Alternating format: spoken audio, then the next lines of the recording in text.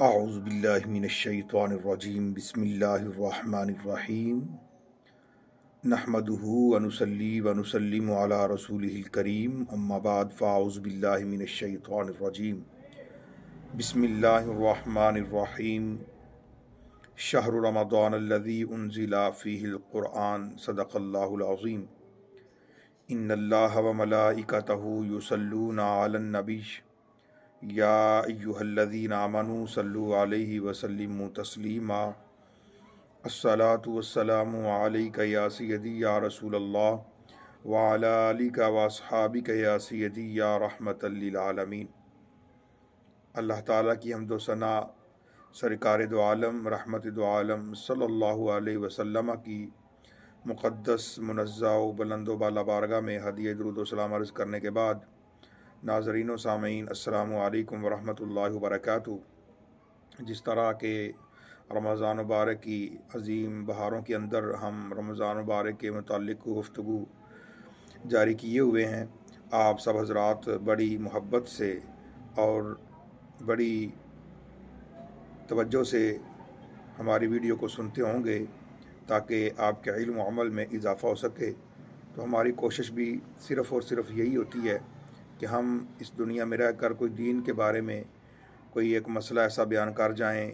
یا اسلام کے بارے میں ایسی دنیا کو معلومات دے جائیں کہ ہمارے مرنے کے بعد بھی اگر لوگ عمل کریں گے تو انشاءاللہ ہمیں قبر میں فائدہ ہوگا، اور اس کے علاوہ ہمارا کوئی ذاتی فائدہ نہیں ہوتا۔ تو اس لیے آپ سے گزارش ہے کہ آپ یہ اسلامی ویڈیو کو ضرور پورا سنا کریں اور آگے اس کو شیئر بھی کیا کریں۔ تو آئیے چلتے ہیں اپنی گفتگو کی طرف۔ قیامت والے دن جب نفسا نفسی کا عالم ہوگا تو وہاں پر بھی کئی لوگ مفلس ہوں گے۔ تاجدار مدینہ سلطان مکہ مکرمہ صلی اللہ علیہ وسلم نے صحابہ کرام سے پوچھا، کیا تم جانتے ہو مفلس کون ہے؟ صحابہ کرام علیہم رضوان نے عرض کی، یا رسول اللہ، یا حبیب اللہ، ہم میں سے تو مفلس وہ ہے جس کے پاس درم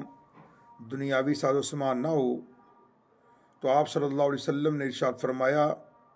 میری امت کا مفلس ترین وہ شخص ہے جو قیامت کے دن نماز، روزہ، زکوٰۃ یہ تو لے کر آئے گا، مگر ساتھ ہی کسی کو گالی بھی دی ہوگی، کسی پر تہمت بھی لگائی ہوگی، کسی کا ناحق مال بھی کھایا ہوگا، کسی کا اس نے ناجائز خون بہایا ہوگا، کسی کو اس نے مارا ہوگا۔ تو ان سب گناہوں کے بدلے اس کی نیکیاں لے لی جائیں گی، اور اگر نیکیاں اس کی ختم ہو گئیں اور باقی اگر حقدار بچ گئے تو ان مظلوموں کے گناہ لے کر اس کے کھاتے میں، ظالم کے کھاتے میں ڈال دیے جائیں گے، اور ظالم شخص کو جہنم میں ڈال دیا جائے گا۔ تو اب یہاں پر ظالم سے مراد صرف یہی نہیں ہوتا کہ ظالم ڈاکو ہو یا مار دھاڑ کرنے والا ہو وہی ظالم ہے، بلکہ جس نے کسی کو بظاہر تھوڑی سی بھی تکلیف دی ہو، کسی کی حق تلفی کی ہو، کسی کا ایک آدھا روپیہ ہی کیوں نہ مار لیا ہو، بغیر کسی شرعی اجازت کے کسی کی ڈانٹ ڈپٹ کی ہو، کسی کو غصے کے اندر گھورا ہو، کسی کا مذاق اڑایا ہو، تو تب بھی یہ ظالم ہے۔ تو اب آپ اندازہ لگائیں کہ قیامت والے دن ایک نماز پڑھنے والا بندہ، روزے رکھنے والا بندہ، میرے آقا صلی اللہ علیہ وسلم فرما رہے ہیں تو وہ بھی قیامت والے دن مفلس ہو سکتا ہے کہ اس کے پاس نماز بھی ہے، روزہ بھی ہے، اور بھی معاملات ہیں، لیکن ساتھ ساتھ اس نے لوگوں کو گالیاں دی ہوں گی، تہمت لگائی ہوں گی۔ تو آج کل ہماری زبان پہ ہر بات کے ساتھ گالی ہے، تو خدا را سوچیں، کسی کا مذاق نہ اڑائیں، کسی کے اوپر تہمت نہ لگائیں، کسی کا حق نہ ماریں، کسی کو تکلیف نہ دیں، کسی کو بغیر شرعی عذر کے ڈانٹ ڈپٹ نہ کریں، اور کسی کا بے جا مذاق نہ اڑائیں۔ کہیں ایسا نہ ہو قیامت کے دن ہم بھی مفلس لوگوں کی صف کے اندر شامل ہو جائیں۔ تو اللہ تعالی ہمیں